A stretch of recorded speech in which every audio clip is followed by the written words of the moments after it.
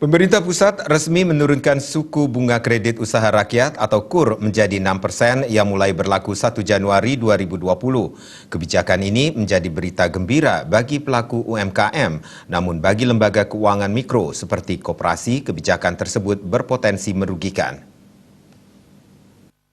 Kredit usaha rakyat atau KUR sudah sangat dirasakan para pelaku usaha kecil menengah. Dengan persyaratan dan bunga yang relatif kecil, mereka bisa mengakses permodalan untuk mengembangkan usaha.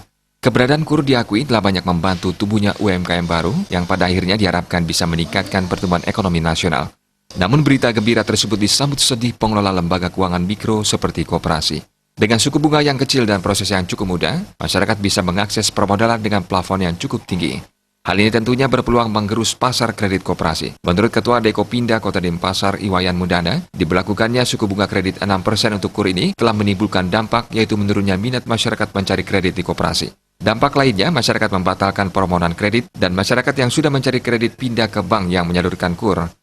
Kebijakan kredit usaha rakyat dengan suku bunga 6% ini tentu sangat bagus untuk membantu UMKM. Namun di satu sisi, kebijakan itu berpotensi melemahkan koperasi yang bunganya jauh lebih besar.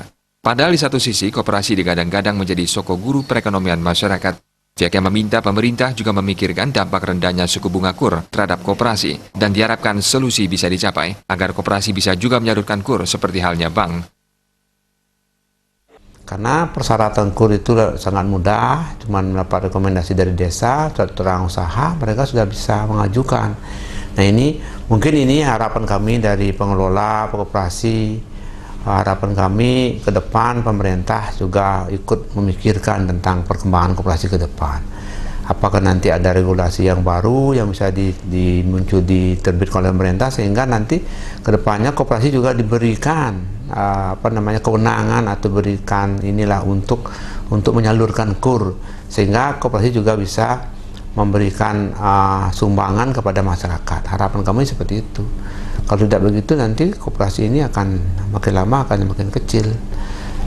Yang pada dasarnya kan koperasi secara umum pemerintah sudah menyatakan bahwasanya koperasi ini adalah suku guru perekonomian. Tapi kalau dengan proses seperti ini jelas koperasi akan terganggu sekali perkembangannya.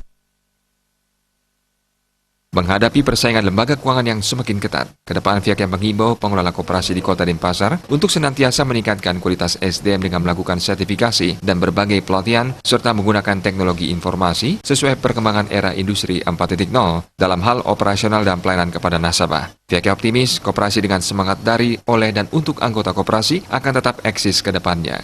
Riasa Bali TV.